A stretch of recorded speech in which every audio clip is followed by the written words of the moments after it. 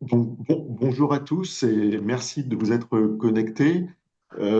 Aujourd'hui, donc, c'est le webinaire de présentation du projet Trace, qui est un des 8 projets retenus dans le cadre de l'appel à projet, du premier appel à projet du PEPR VDBI. Et nous avons inauguré cette année un cycle de webinaires de présentation des projets qui sera suivi année après année de webinaires de présentation des premiers résultats au fur et à mesure et des éléments d'échange. Et donc, sans plus tarder, je donne la parole à Roberta Morelli, qui est pilote du projet Trace pour la présentation. À toi, Roberta. Alors, bonjour à tous et à toutes. Donc, première diapo, s'il vous plaît. Merci Hervé. Alors, donc, j'ai l'honneur de vous présenter donc ces projets de recherche, donc TRACE, dans l'acronyme TRACE, donc qui est pour transformer, pour adapter l'existant, une approche multiscalaire et systémique.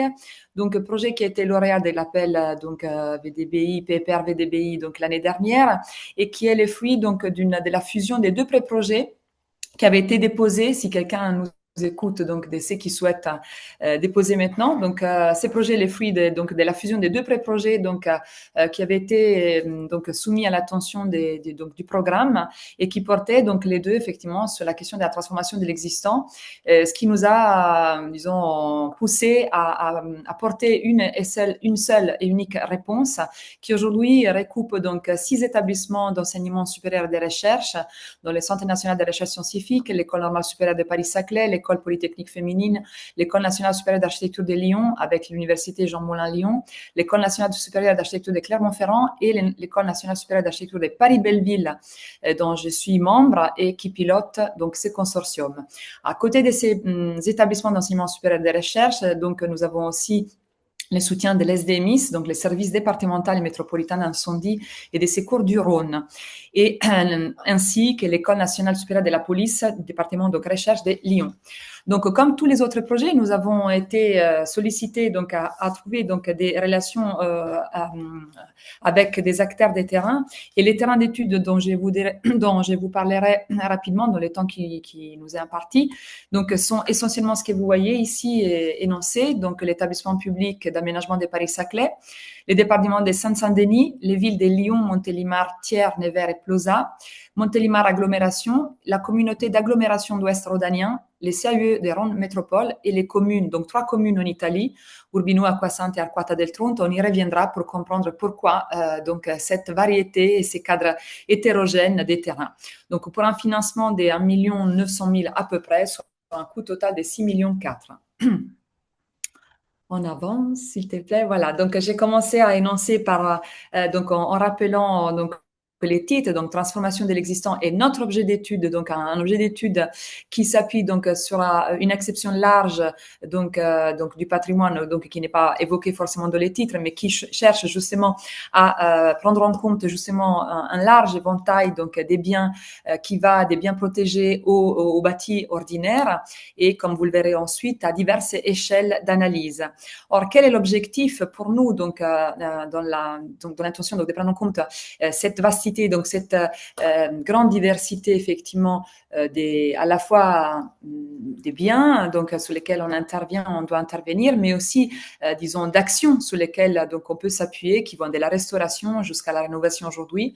C'est d'une part parce que la transformation de l'existant permet d'atteindre des objectifs qui sont nationaux et internationaux de décarbonation, des réductions de l'empreinte matière et des luttes contre l'artificialisation des sols, d'abord et avant tout sur le plan politique. Ensuite, c'est parce que ça permet aussi de développer les secteurs de la rénovation et de l'entretien du bâti qui sont déjà en expansion et cela permet aussi d'accompagner l'évolution des formations et des filières professionnelles.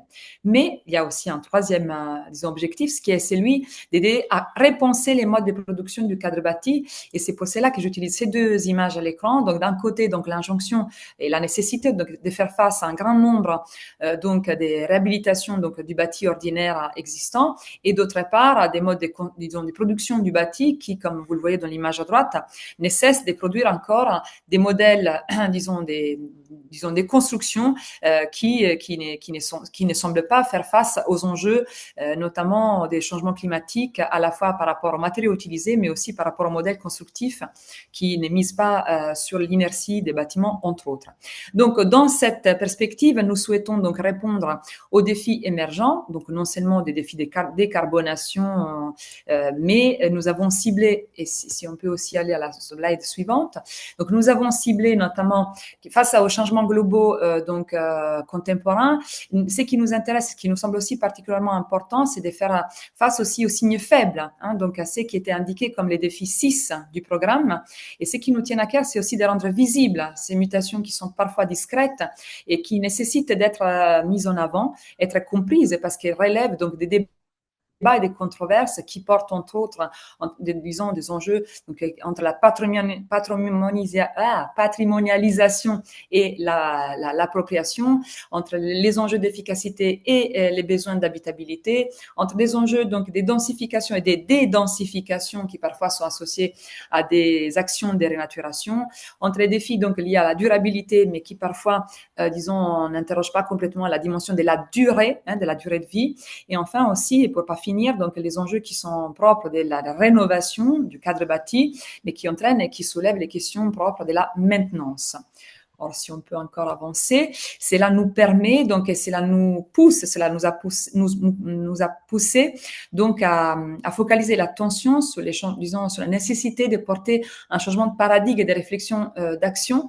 Et donc, l'hypothèse de la recherche que nous proposons, c'est d'interroger à la fois les rapports aux ressources et aux artefacts, quelle que soit leur échelle, les rapports au temps du passé jusqu'à un futur qui se justifie dans l'existant, mais aussi pour redéfinir la place et le rôle des savoirs et des savoir-faire. Suivante.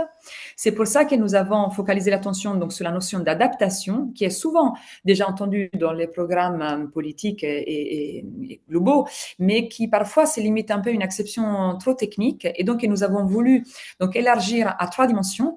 Avant tout, donc la question de l'habitabilité et appropriation, prenons en compte l'impact des choix des conceptions et techniques sur l'habitabilité des espaces et aussi sur les modes d'usage et l'appropriation donc des lieux. Deuxièmement, sur le rôle de la maintenance et la nécessité d'une résilience face aux risques majeurs, risques naturels et anthropiques. Donc, c'est qui met en avant la nécessité de l'entretien de la maintenance comme un enjeu majeur donc de l'adaptation. Et enfin, comme je disais, donc la nécessité de prendre en compte l'évolution donc des savoir-faire et donc des formations et des métiers pour tenter de comprendre la relation entre l'expertise et les compétences entre usagers et experts et non savants. Ensuite, suivante. Pour cela, nous avons donc constitué, donc nous avons profité de la fusion, donc comme je disais, des 2 pré-projets pour constituer un consortium qui est, disons, composé donc des 6 unités de recherche plus les partenaires et les parties prenantes, sur lesquelles nous allons nous adosser donc au sein des terrains d'études qui ont été choisis. Et cela implique donc l'interaction donc des sciences humaines et sociales, des sciences de l'ingénieur avec les disciplines qui sont propres de la production du cadre bâti, donc l'architecture, l'urbanisme et la géographie. Et donc, encore suivant, donc cela nous amenait à disons, faire interagir ces différentes unités de recherche, dont je ne vais pas ici donc détailler quelles sont les compétences spécifique, mais cette diapositive sert à comprendre que nous maîtrisons à la fois donc l'analyse des transformations historiques et des institutions, des organisations, mais aussi donc l'étude donc des processus de production du point de vue des métiers, et d'autre part la question donc de l'analyse donc du comportement des structures, des méthodes et d'outils numériques donc pour contribuer à la connaissance de la préservation du bâtiment, du patrimoine bâti, et pour arriver aussi à la question plutôt donc de la compréhension donc des modes d'anthropisation au sens de la géographie humaine, pour prendre en compte aussi des mécanismes donc des compréhensions des dynamiques de décroissance des petites et moyennes villes dans des territoires que je vais ensuite donc énoncer. Donc ces panels donc à la fois des compétences mais aussi des unités de recherche qui est censé donc porter à la fois des actions d'observation, des diagnostics, d'analyse d'analyse, mais aussi d'évaluation, des scénarisations et des sensibilisations, donc vise à porter donc une analyse multiscalaire, comme vous le verrez, pour produire donc des représentations originales qui s'appuient aussi sur les sciences participatives, étant ces projets aussi appuyés donc sur un portage donc SHS. Donc je disais disons, une approche multiscalaire et systémique. Pourquoi ça? Parce qu'en fait, il s'agit d'une part de saisir l'interdépendance des facteurs qui sont multiples face aux arbitrages et aux contraintes à la fois matérielles, socio-économiques, institutionnelles impliquées dans les processus de transformation de l'existant, mais aussi saisir les relations qui sont des relations à phase spatiale, politique, économique, à différentes échelles d'analyse du bâtiment au territoire. C'est pour cela que nous avons défini un cadre analytique donc qui cherche à disons adosser les terrains choisis aux politiques en vigueur et donc en croisant et en cherchant à articuler des politiques qui sont souvent monoscalaires, monosectorielles, disons d'une certaine manière. Et donc on a cherché de tenir à la fois la rénovation des bâtiments par la prise en compte de la rénovation et la maintenance des bâtiments publics, qui fait l'objet des politiques récentes en particulier. Deuxièmement, les renouvellements urbains, donc par rapport aux actions de réqualification des quartiers urbains, vous verrez par les exemples et les terrains d'études aussi dans leur diversité, qu'est-ce qui nous semble important aussi de mettre en avant pour saisir la diversité de ces processus qui sont à l'œuvre. Et ensuite, la revitalisation des territoires qui fait l'objet des politiques, elles aussi plus récentes et qui concerne des territoires éloignés et qui nous permet peut-être par rapport à d'autres projets ici de saisir non seulement les cadres métropolitains, mais aussi celui des villes petites et moyennes, voire même des territoires ruraux. Donc, ici, donc, adossé à ces trois échelles d'analyse, vous voyez donc les noms de ces terrains d'études, donc qui ont été choisis. Donc, je vous montrerai des photos de la diapo suivante, mais je vais juste dire pourquoi. Donc, on a choisi ces terrains d'études. D'une part, parce qu'il y a un jeu d'analogie des différences morphologiques, spatiales, mais aussi institutionnelles et réglementaires. Donc, qui traversent, par exemple, les cas français qui sont dans la première ligne et les trois cas italiens, donc qui sont à chaque fois mis en miroir, en perspective avec les cas français. D'autre part aussi par rapport à la faisabilité de l'enquête, son potentiel d'expérimentation, la facilité d'accès aux données. Certains de ces terrains, sur certains de ces terrains, on travaillait déjà en partie et ces projets nous donnent la possibilité d'aller plus loin ou même d'envisager des actions différentes ou même de croiser aussi avec les unités de recherche que j'ai citées et avec lesquelles on n'avait pas forcément travaillé avant. Et troisièmement, donc surtout parce que ça nous permet donc de croiser, d'articuler trois échelles d'analyse donc et des problématiques différentes, ce qui nous semble être l'enjeu et l'atout majeur. Et cette diapositive nous permet de comprendre qu'il ne s'agit pas simplement justement de choisir chacun de ces terrains par rapport à une échelle précise et de se limiter à la politique pour laquelle les cas étaient choisis, mais de la mettre aussi en lien, en parallèle ou en tout cas en miroir avec les autres dimensions pour lesquelles ces mêmes cas d'études est aussi donc pris en compte. Par exemple, je prends les cas donc de la rénovation donc des collèges de Saint-Saint-Denis dont je suis responsable et que je porterai entre autres avec Marina et avec deux autres collègues et avec deux autres unités de recherche que j'ai ici mentionnées et qui, par exemple, donc permet de saisir à la fois la question de la rénovation du bâtiment, donc tout bêtement adossé donc à la première des politiques que j'ai citées, mais qui est aussi un enjeu majeur donc du renouvellement urbain donc des différentes villes dans lesquelles ces collèges s'inscrivent et plus globalement aussi d'un territoire qui est celui du département qui porte un projet de rénovation important sous les 10 ans à venir. Suivante, merci. Donc, là, ici, représenté ces terrains d'études avec quelques images, dont on vous dira quelque chose de plus, donc, disons, dans les diapos suivantes, mais qui, ici, dans sa vision globale, nous permettent... non, reviens, s'il te plaît. Excuse-moi, Hervé.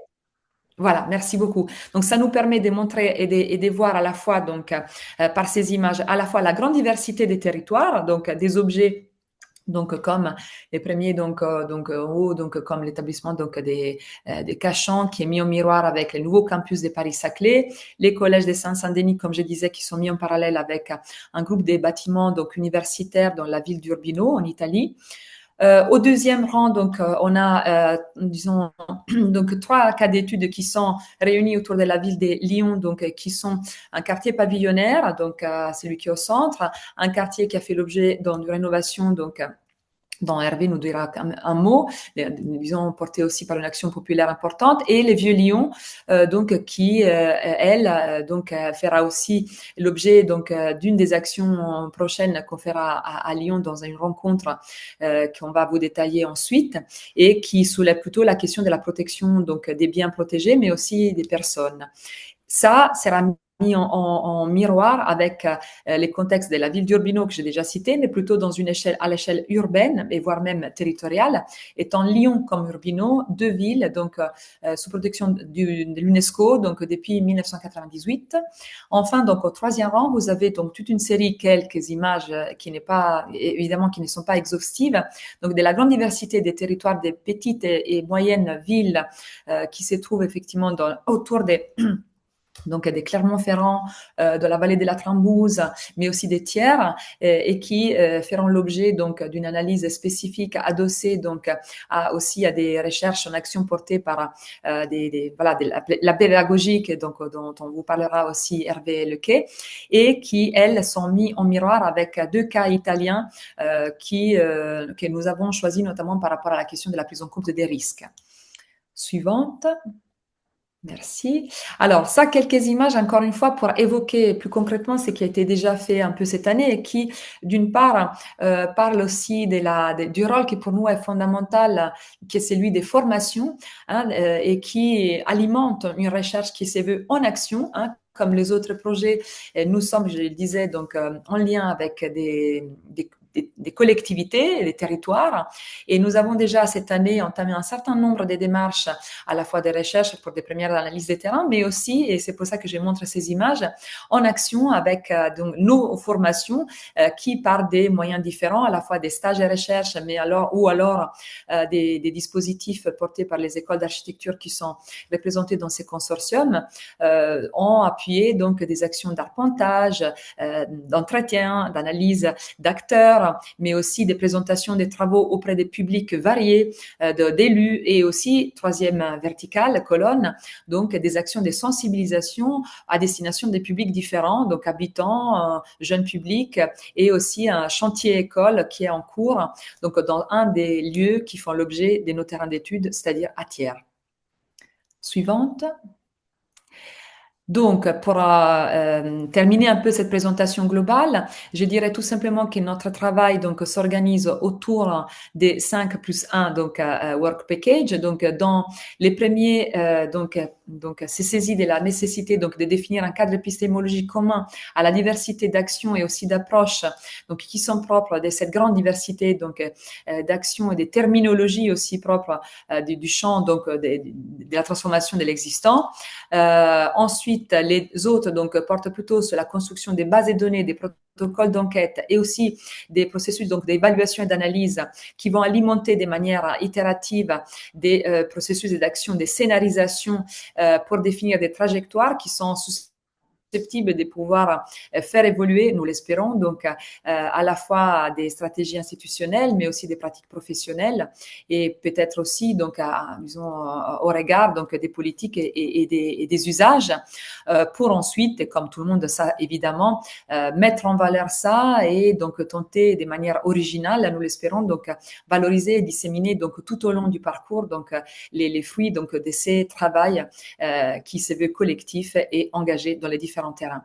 Je passerai la parole à mes collègues qui vont vous présenter donc des focus spécifiques qui vont illustrer aussi cette organisation par 2 actions concrètes qui prennent sens effectivement dans dans cette organisation, et notamment 2 actions que nous allons mener, une en janvier et la deuxième en mars.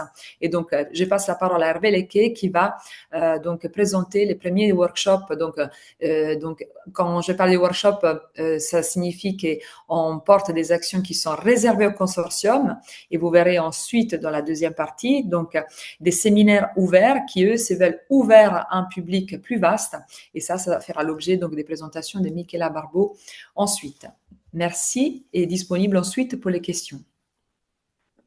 Bonjour, donc Hervé Lequet, co-porteur avec Roberta de ce projet de Trace et responsable du laboratoire MAPARIA, qui est un des partenaires scientifiques de ce projet. Je vais parler au nom de Manuel Appert aussi, qui est lyonnais, qui est membre de EVS et qui est cloué au fond d'un lit avec une grosse grippe. Donc, je vais essayer de raconter un peu ce qu'il avait imaginé dans le cadre de ce workshop qui se déroulera donc des 15 au 16 janvier à Lyon. Comme l'a dit Roberta, c'est un workshop plutôt interne, mais dans lequel on fera intervenir quelques partenaires de VDBI, notamment les deux centres opérationnels MICIB et SI VDBI. Donc les objectifs premiers, c'est de renforcer l'interconnaissance entre tous les partenaires scientifiques et parties prenantes du projet Trace, donc aussi bien les sapeurs-pompiers que l'école de police qui nous a rejoints en tant qu'établissement associé, et de partager notre lecture des territoires sur lesquels on va opérer. Lyon étant une des métropoles sur lesquelles on a choisi de travailler, bien évidemment parce qu'on est lyonnais, on est nombreux à travailler sur le site de Lyon, mais aussi parce qu'il y a une très grande diversité de territoires, on en parlera tout à l'heure en décrivant un peu l'arpentage que l'on fera au sein de la ville. Donc les objectifs principaux, ils sont listés ici, hein, approfondir les enjeux théoriques des sciences participatives, et on le fera avec MICIB, avec Valérie Pueyo et Carole Baudin.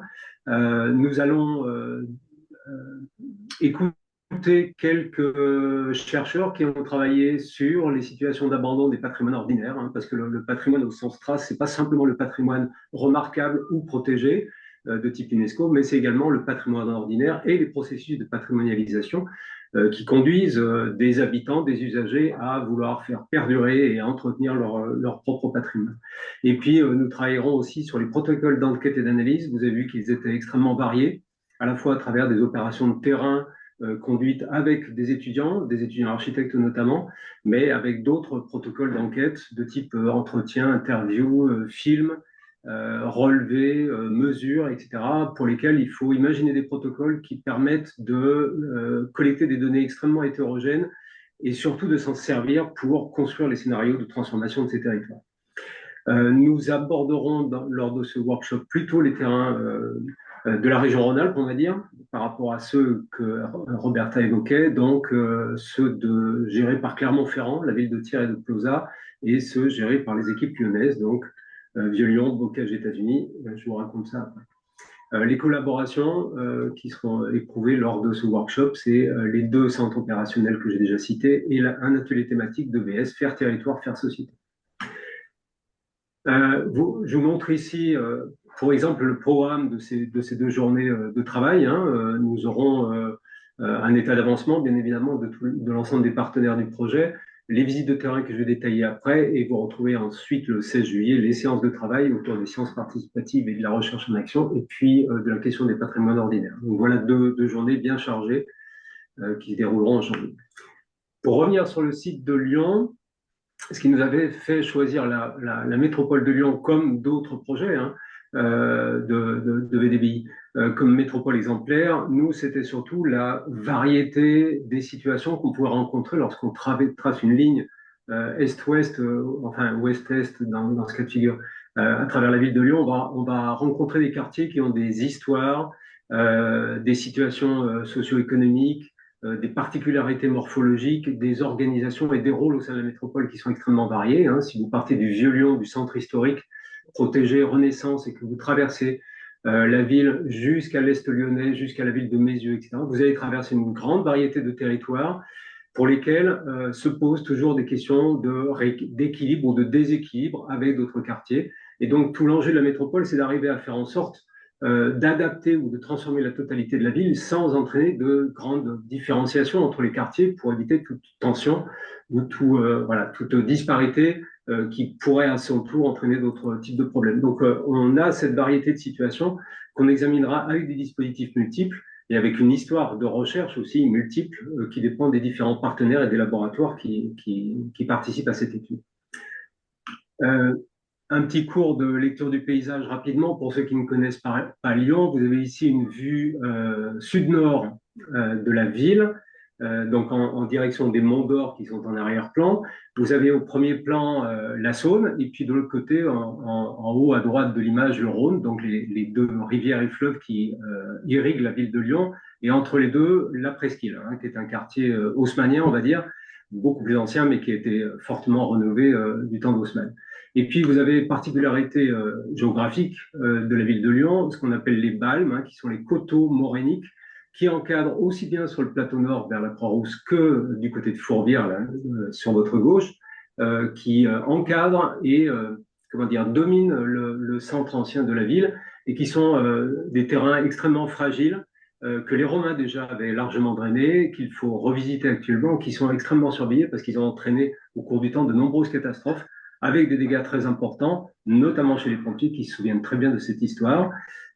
Et puis, vous avez les trois quartiers majeurs de Lyon. Je ne vous cite pas le reste, mais le Vieux-Lyon qui nous intéresse là pour le 15 et 16 janvier, la Croix-Rousse tout au fond, une autre colline, et puis Fourvière qui domine avec la cathédrale que vous connaissez peut-être. Donc le Vieux-Lyon est un secteur très particulier, c'est le cœur historique de Lyon, quartier Renaissance préservé qui a failli disparaître dans les années 60-70 pour pouvoir y faire rentrer plus facilement l'automobile. C'est un quartier qui est quand même exposé à des risques majeurs, la Saône et ses inondations, et puis les balmes et les risques de glissement de terrain. Il a la particularité d'être un secteur alors, c'est le cœur du secteur de l'UNESCO, hein, donc qui a été protégé depuis les années 80. Maintenant, le secteur UNESCO englobe d'autres parties de Lyon, est un très grand territoire, puisqu'on a la Croix-Rousse, le centre-ville, plus certains quartiers sur la rive gauche du Rhône. Ce qui nous intéresse à travers les arpentages qu'on va faire, c'est voilà, de comprendre les logiques de transformation de ce système urbain, spécifiquement sur le Vieux-Lyon cette fois-ci. Et je vais illustrer simplement à travers une visite thématique qu'on conduira avec nos partenaires autour de la question de la mitigation des risques, de la gestion et de l'adaptation aux risques à venir.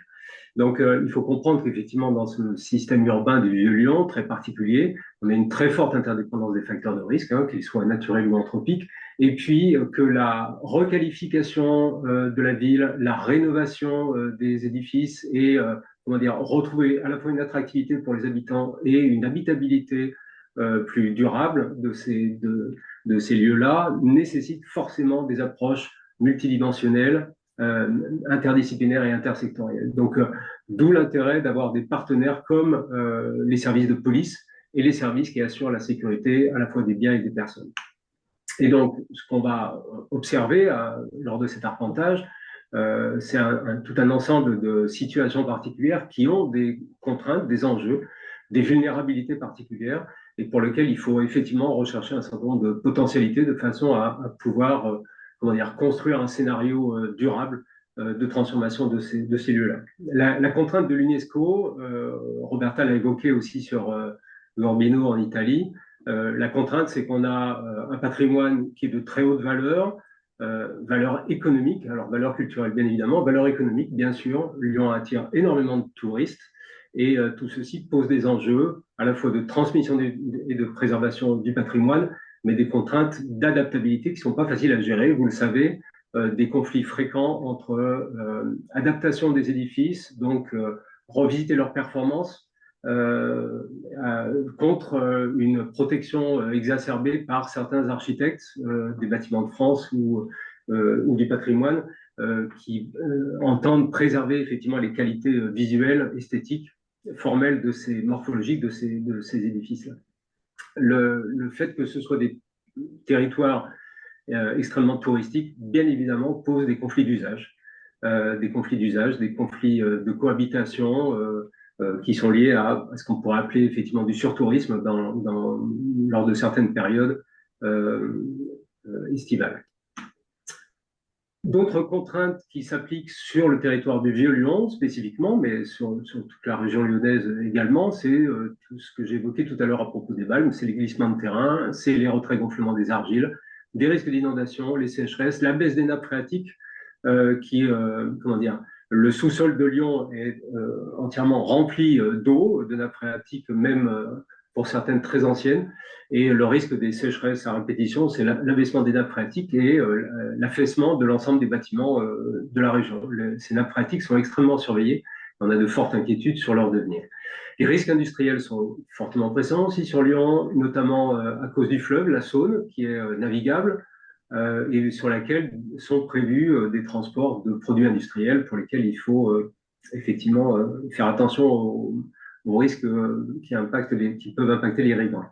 Les canicules et les surchauffes de toiture sont aussi des risques liés au réchauffement climatique, là aussi qui peuvent entraîner, pour les pompiers en tout cas, des craintes d'incendies qui se propageraient à très grande vitesse sur des toitures d'édifices qui sont dites très difficiles à atteindre avec leurs moyens actuels. Et puis les risques bâtimentaires et urbains, plus globalement, liés à la transformation d'objets de type immeuble Renaissance, notamment sur le Vieux-Lyon, des transformations plus ou moins sauvages qui entraînent des modifications à la fois des espaces, des structures des bâtiments, des usages des bâtiments et des circulations à l'intérieur des bâtiments qui peuvent poser des problèmes en matière de protection des biens et des personnes. En cas d'incendie, notamment le fait que des bâtiments ont été clos ou réouverts avec des circulations nouvelles créées peuvent entraîner des risques accrus en termes de propagation des fumées et en termes de difficultés d'accès aux espaces et aux personnes. Les systèmes constructifs et les équipements nouveaux liés notamment à cette question de l'adaptation des objets patrimoniaux aux enjeux à venir, alors que ce soit en termes d'habitabilité comme en termes de gestion des changements climatiques, on introduit dans des immeubles qui ne sont pas conçus à l'origine pour ces performances-là, on introduit des dispositifs, notamment d'isolation, de climatisation, de gestion des déchets, qui peuvent entraîner non seulement des dysfonctionnements, mais aussi des risques accrus en termes de sont aussi des transformations urbaines qui sont en cours actuellement sur Lyon, et pas que sur Lyon, bien évidemment. On connaît les risques, les approches dans ces systèmes denses, systèmes urbains denses, et les tendances à la piétonisation, pour retrouver un agrément, une habitabilité de ces espaces-là, et la végétalisation renforcée pour bénéficier des effets de fraîcheur. Or, ces deux phénomènes massifs, à l'échelle d'un quartier comme le Vieux-Lyon, entraînent des risques accrus en termes de développement d'incendie. Si vous parlez avec des pompiers, ils sont extrêmement inquiets des murs végétalisés qui deviennent, en cas de sécheresse ou en cas de panne du système d'irrigation, des torches qui risquent de propager extrêmement rapidement le feu dans des bâtiments qui s'appuient les uns sur les autres et pour lesquels les risques de aussi est une très grande difficulté pour les pompiers. Simplement, ça empêche les véhicules de sécurité de pénétrer à l'intérieur des quartiers, non seulement parce qu'il y a des plots qui ferment les zones piétonnes, mais également parce qu'il y a des aménagements urbains de type bancs, jardinières, etc., qui peuvent rendre très difficile l'accès. On l'a vu il y a récemment sur la montée de Bonafou à Lyon, la difficulté qu'avaient les services les véhicules des pompiers d'accéder au lieu de l'incendie.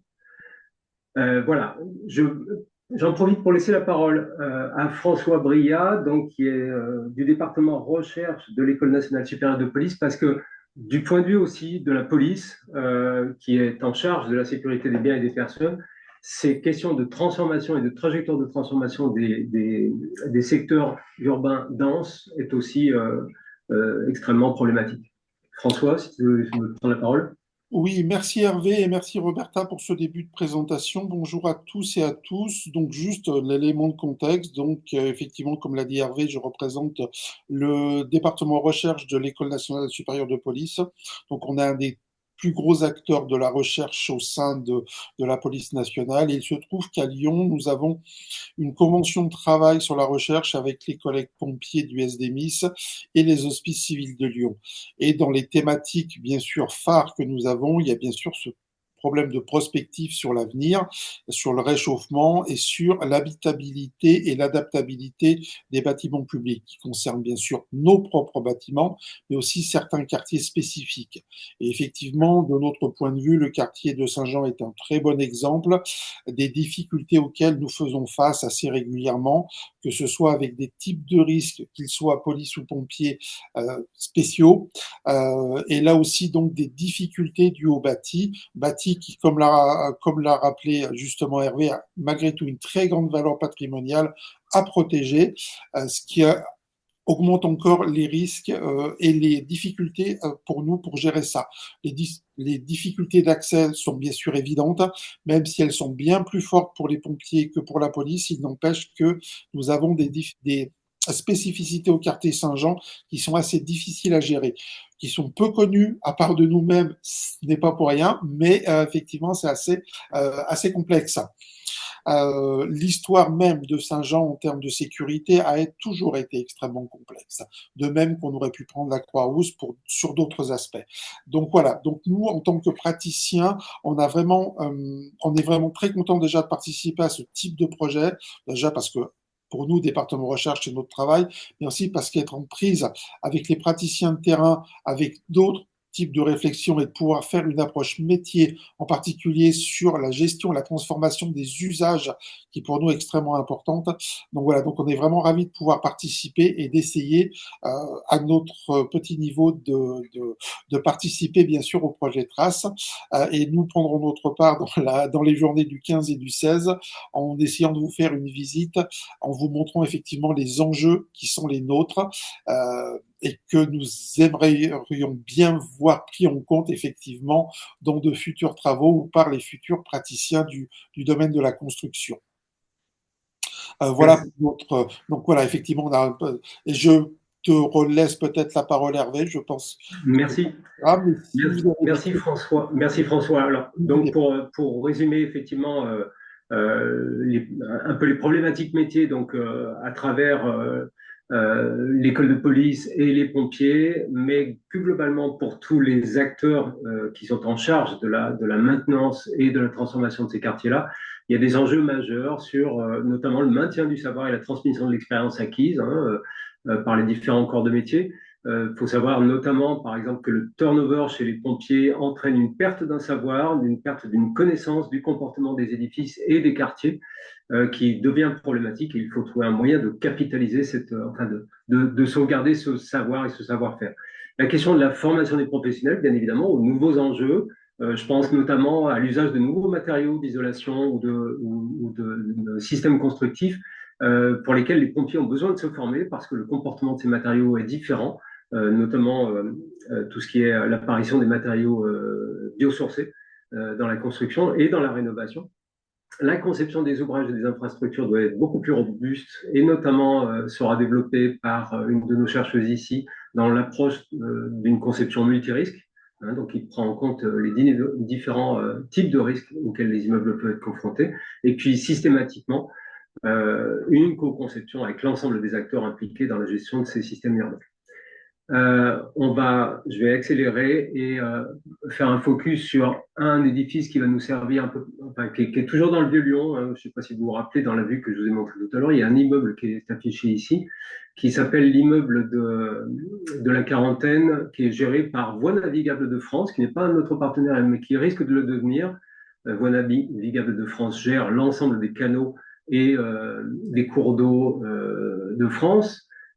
Ils ont un bâtiment qui est situé dans ce quartier du Vieux-Lyon, qui a une exposition un peu particulière, c'est qu'il est exactement sous une balme qui est instrumentée par le CEREMA, qui est fort mobile, on va dire, et puis c'est un bâtiment qui est en bord de Saône. Et sur ce bâtiment, on va conduire une étude en lien avec nos deux collègues Arnaud et Cédric qui vont prendre la parole pour examiner des procédés de diagnostic des édifices qui pourraient nous servir pour mieux comprendre les structures bâtimentaires auxquelles on est confronté, notamment dans les territoires de type vieux. Je vous laisse la parole, Arnaud et Cédric. Bonjour à tous, merci beaucoup. Donc effectivement, donc avec mon collègue Cédric Giry, nous sommes au laboratoire de mécanique Paris-Saclay. On travaille sur des problématiques de caractérisation et de modélisation. Et on va donc vous illustrer un peu ce qu'on va faire. Donc nous, notre objectif, ça va être... alors, vous avez le partage ou pas? est-ce que oui, le partage? Vous voyez la slide là? Alors nous, on est bloqué sur celle d'avant. Alors, Alors, en fait, j'ai fait le partage. est-ce que tu peux nous laisser partager, s'il te plaît, Hervé, Yes. si tu peux te retenter?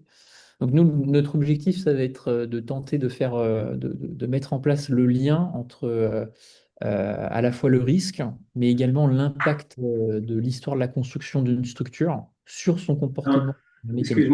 excuse-moi Arnaud, est-ce que tu partages quelque chose là en particulier ou... Oui, Ouais, normalement, ouais. Alors, Voilà, voilà. C'est mieux. bon pour nous. ok.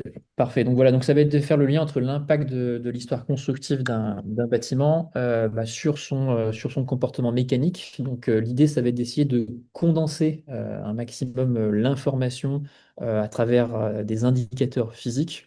Et en particulier, donc là pour l'illustrer aujourd'hui, on voulait vous montrer, vous illustrer ça à travers une des caractéristiques modales qui est la fréquence fondamentale, alors qu'on peut grossièrement approximer au premier ordre comme une relation entre la rigidité de la structure et sa masse. Et en fait, l'histoire constructive, les paramètres d'endommagement, mais également l'impact de l'environnement va se cacher dans le paramètre K, qui est le paramètre de rigidité. Donc nous, voilà, tout l'enjeu, ça va être d'essayer de proprement modéliser leur contribution. La figure que vous avez par exemple à droite, c'est issu d'une revue de littérature que nous avons menée avec mon collègue Cédric Géry sur l'évolution de cette fréquence fondamentale, donc de cette quantité de physique, en fonction de différents types de facteurs. Et en particulier, alors vous voyez là, c'est l'évolution de sa fréquence qui peut aller de quelques pourcents jusqu'à plusieurs dizaines de pourcents de variation. Donc, vous voyez jusqu'à 33% de variation. Et souvent, on observe ces variations de fréquence suite à des endommagements. Donc souvent, ce qui est mené, c'est des mesures avant et après endommagement. Et voilà, on peut réussir à quantifier de cette manière-là cet impact-là. Pour les aspects histoire de la construction, donc la figure qui est en bas à droite vous montre l'étude qui a été réalisée dans une petite église en Toscane, une église qui a un passé sismique très important parce qu'elle a été impactée, partiellement détruite et profondément restaurée au cours des siècles. L'état final, c'est la petite image en 1919 de cette église. Et en fait, en déployant nos instruments dans la structure, en essayant de mesurer alors une autre quantité physique qu'on appelle la déformée modale, c'est-à-dire comment la structure se déforme à une fréquence particulière, on a pu identifier euh, euh, un mouvement de la nef qui était en opposition de phase, donc qui allait en contresens de celui du clocher. Donc c'est le sens des deux flèches rouges que vous voyez sur le petit schéma qui est tout en bas à droite. Et ça, en fait, c'est totalement en lien avec l'histoire de la construction de cette structure, parce qu'en fait, le clocher a été rajouté 4 siècles après la nef. En retournant sur le terrain, on a pu effectivement identifier que la connexion entre les deux bâtiments n'était assurée que par un léger joint de mortier, donc qui n'assurait pas en fait un couplage parfait et qui potentiellement, en plus, est particulièrement dangereux en cas d'attaque sismique. Toutes ces mesures-là, on les fait de manière non invasive. Donc, c'est le petit schéma que vous avez en bas à gauche, ce qui vous représente la quantité d'énergie au cours du temps pour un capteur qui est enregistré pendant 1 an. L'idée, c'est qu'on a de l'énergie qui est disponible gratuitement dans la nature à basse fréquence. Donc, c'est ce qui se passe à droite de la figure. Vous avez tout ce qui est de l'énergie qui est introduit par des phénomènes maritimes, les mouvements de va-et-vient des vagues sur le rivage, par exemple. Dans la partie centrale, on va avoir de l'énergie qui va venir de conditions météorologiques. Et puis, à plus haute fréquence, on va avoir tout ce qui est le bruit anthropique, donc qui est lié au mouvement de circulation, à l'homme de manière générale. Et toute cette énergie-là va venir exciter les structures. Et nous, la seule chose qu'on fait, c'est de mesurer la réponse des structures à cette input, donc à cette excitation naturelle, ce qui nous permet voilà, de travailler de manière totalement non invasive. Juste pour vous montrer comment est-ce qu'on travaille sur le terrain et comment est-ce qu'on déploie notre méthode, on l'a illustré toujours à partir du cas de la petite église et c'est ce qui sera mené dans le bâtiment de la VNF. En bas à gauche, vous avez le déploiement donc, de 3 capteurs dans une structure. On va enregistrer pendant une certaine période de temps, en général autour de 1 heure. Et puis, ce qu'on va calculer, c'est la densité spectrale de puissance croisée entre les différents capteurs. Donc, on vient juste essayer de calculer, de regarder comment est corrélée la distribution de l'énergie dans la structure. Et ensuite, on a une opération où on vient projeter cette information dans un autre espace, qu'on appelle une base modale. Et ce qu'on va venir identifier, vous voyez une courbe avec des pics qui sont associés justement aux fameuses fréquences dont je vous parlais tout à l'heure. À chaque fois qu'on a un pic, on va avoir une fréquence de résonance. Et associé à cette fréquence-là, on peut remonter au champ de déplacement, donc à cette fréquence particulière.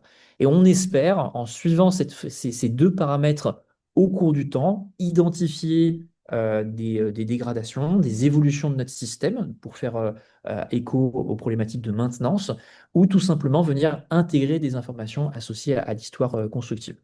Et donc, on va déployer cette stratégie dans le bâtiment de la VNF durant le workshop interne qui aura lieu au mois de janvier. Vous avez ici une représentation sur 3 étages. Chaque point représente une position future des capteurs. Donc, le capteur, vous l'avez en bas à gauche, c'est un petit capteur vélocimétrique. On vient mesurer des vitesses avec une résolution de l'ordre de micromètres par seconde. On va venir déployer ces instruments dans la structure pour ensuite remonter aux informations modales que je vous ai présentées juste avant. Voilà. Je te repasse la main, Hervé. Merci. Oui, alors cette technique nous permettra d'écouter les bâtiments et d'en comprendre à la fois la structure et l'histoire, ce qui est extrêmement important pour pouvoir conduire des diagnostics.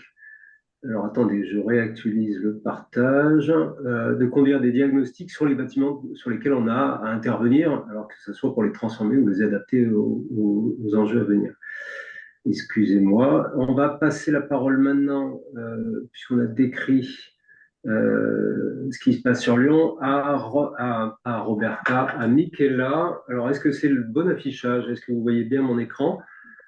Oui. Michaela, si tu veux présenter l'action suivante qu'on mènera, alors que cette fois-ci s'inscrit dans un des workshops, dans un des work packages, pardon, le work package 1 épistémologie, et qui sera conduit en mars à Paris-Saclay. Michaela? Merci beaucoup Hervé. Alors bonjour à tous et toutes. Donc Michaela Barbeau, directrice de recherche au CNRS et professeure attachée à l'École normale Paris-Saclay. Je suis une historienne du foncier et de la construction et je coordonne pour Trace le work package effectivement épistémologie.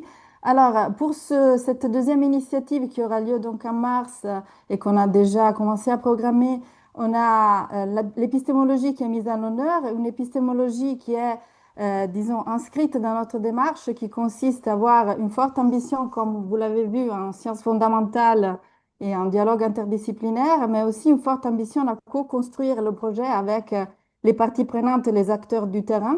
Donc, on fera tout ça à l'ENS Paris-Saclay, je dirais plutôt dans le territoire de Paris-Saclay. Donc, vous voyez là une petite image qui date de la fin de l'Ancien Régime.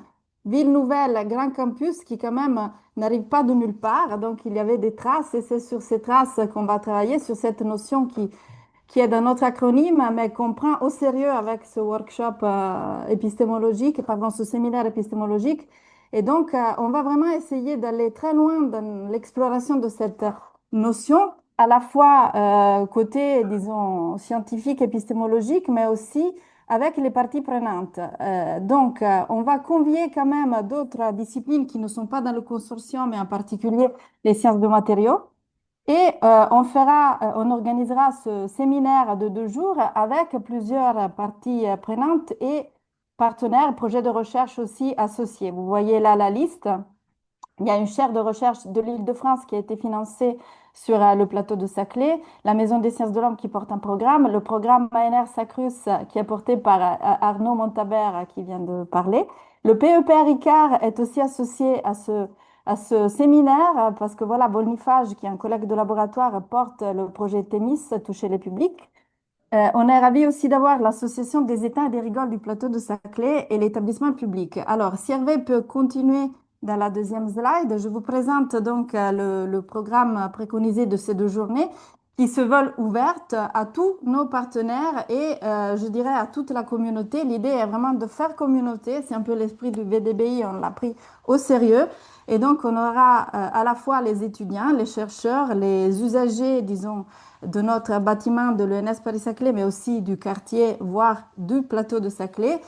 Et voilà, donc sur ces 2 journées, qu'est-ce qu'on va faire? On va commencer par un workshop, le séminaire, pardon, avec donc une intervention d'un collègue physicien chimiste qui travaille dans le domaine des sciences des matériaux, Loïc Bertrand, qui a écrit un article avec un historien qui s'appelle Étienne Henheim sur la notion de trace. Donc, on va l'interroger sur cela.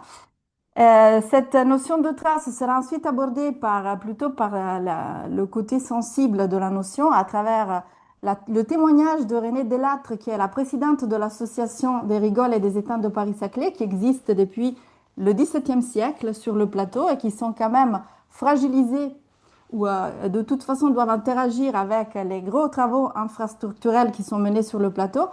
Donc, René Delattre, disons, sera, disons, interrogé sur la question des traces de l'eau à l'interface des bâtiments et du territoire. Donc, du bâtiment, on arrivera jusqu'à l'échelle du territoire entier, voire donc pas que du plateau, mais aussi de la vallée, parce que ces rigoles nous amènent jusqu'à au moins Versailles. Le discutant sera un journaliste, Sylvain Allemand, qui représente l'EPA Paris-Saclay et moi-même.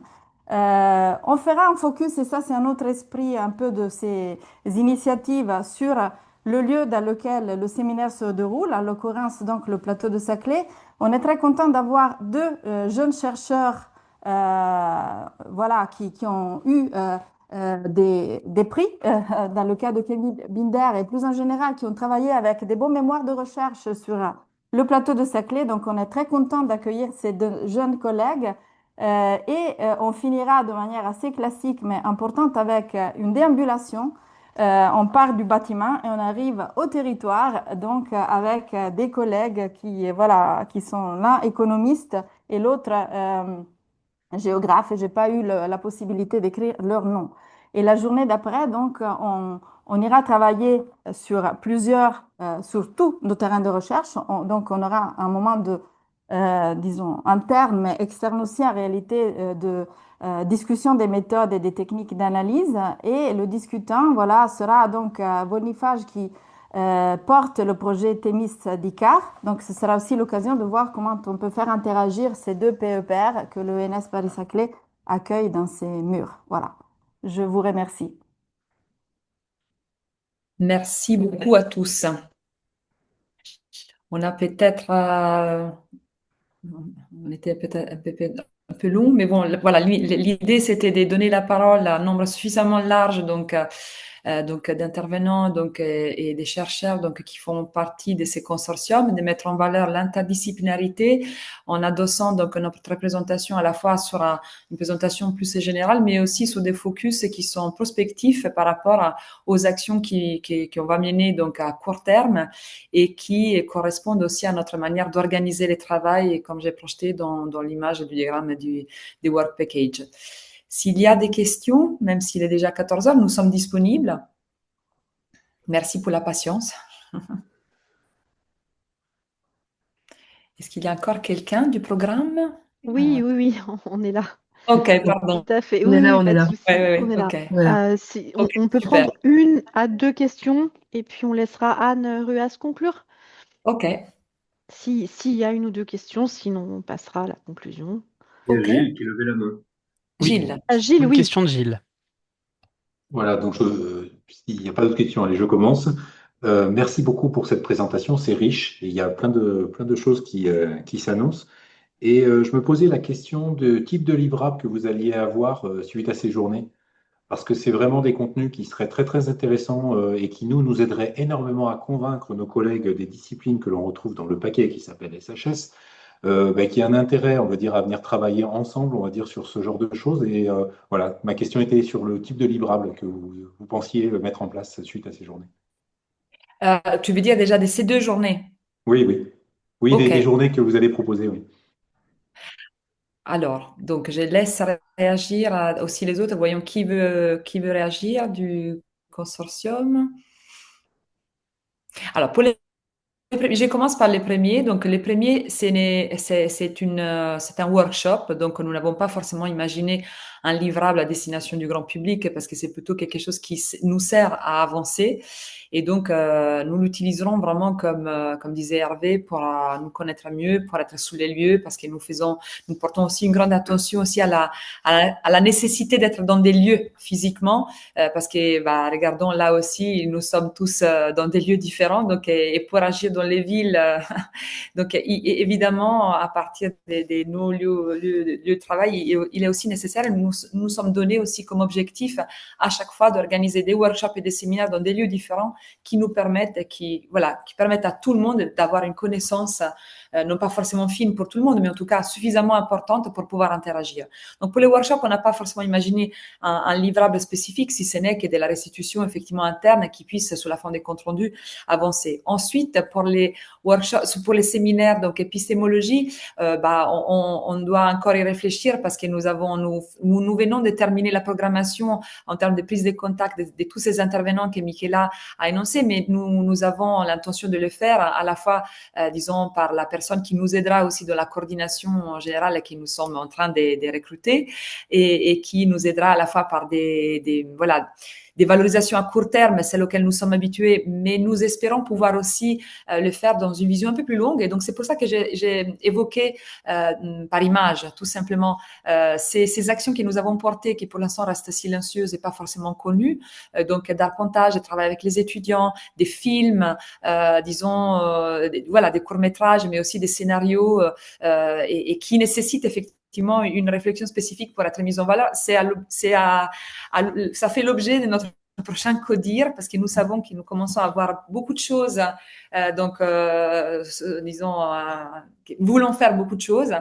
J'ai dit aussi qu'une des réflexions qu'on s'est fait récemment, donc parce que j'ai porté aussi donc en parallèle de cette action, de ces projets, donc un projet de grande exposition qui touche en particulier certains de ces objets sur lesquels nous avons travaillé, qui probablement en fait on ne fera pas forcément un seul grand film comme on avait imaginé, donc une seule grande action à la fin des valorisations, mais qu'on voudrait plutôt valoriser ce qui ressort de nos différents établissements par leur spécificité, que ce soit par les écoles d'architecture, donc par vraiment mettre en avant ces scénarios, atlas, outils d'entretien. Donc, comment est-ce qu'on peut trouver, parce que des matériels, on en a beaucoup, et peut-être organiser aussi des expositions dans les lieux dans lesquels on travaille, à destination du grand public, pour être aussi un moyen pour rendre compte de tout ce qu'on fera dans la durée et sans forcément attendre les grands événements à la fin. Merci. On peut imaginer aussi que dans des événements comme ces workshops ou ces séminaires, tout simplement l'enregistrement et la retranscription puissent déjà permettre de partager ce qui s'échange. C'est toujours extrêmement riche. On a la difficulté, c'est d'arriver à en faire une synthèse. L'enregistrement brut ou la retranscription pourrait aussi aider à diffuser un petit peu nos méthodes. Oui, si vous avez des idées ou d'autres suggestions, n'hésitez pas aussi dans les croisements avec les autres projets à nous faire part. Ouais, on a invité également ESIV, EDBI et MICIB, les deux centres opérationnels, parce qu'ils ont une expertise en matière à la fois d'acquisition de données, mais aussi de diffusion, de construire des modèles et des représentations des modèles que nous manipulons et des données que nous recueillons, d'imaginer des dispositifs un peu particuliers qui permettent de diffuser largement ce qu'on observe sur les territoires. Oui, et en même temps, je pense qu'il est absolument nécessaire d'aller au-delà de la retranscription, donc de quelque chose qui peut évidemment garder des traces de ce que nous faisons, mais qui doit s'adosser au territoire. Donc, j'imagine que donc avec les collèges de Saint-Denis, mais aussi avec les villes petites et moyennes que nous avons évoquées, nous pourrons aussi mener des ateliers, des séances et qui devront être aussi mises en valeur aussi grâce à leur voilà. Et donc j'ai envie de dire aussi que certaines choses ne doivent pas être forcément prévues à l'avance pour laisser suffisamment de marge pour que l'interaction soit fertile et c'est pas pour le dire, hein, je le pense vraiment parce que cette année je l'ai expérimenté par rapport à ces grands projets en parallèle que j'ai menés. Donc je pense vraiment qu'il y a une part des constructions, des co-constructions qui doit venir des terrains. Et je le pense vraiment. Mhm. et des formations. Merci. Merci à toi de cette sollicitation qui est très juste, Ouais. qui pointe là où nous Et je devons tenais, vraiment avancer. je tenais à mettre en avant, en fin de compte, dans cette présentation, le fait qu'on va passer d'un périmètre UNESCO avec une ville-musée à un périmètre où on doit parler d'adaptation. Donc une ville transformée, puisqu'il quelque part, on doit faire attention aux défis qui sont liés au changement climatique. Et les passages, dans ce que j'ai compris, de ce que j'ai ressenti, on va dire, dans l'exposé, le fait de se promener entre les deux est intéressant parce que ça devient en fin de compte presque un objet intermédiaire, le quartier, où il va falloir faire échanger, on va dire, des habitants, mais aussi des experts et aller au-delà de la pratique de chacun. Et je trouvais c'est très, enfin, ça devrait donner des choses, si je peux me permettre, qui vont être très intéressantes. Et Bah, super, merci Lila.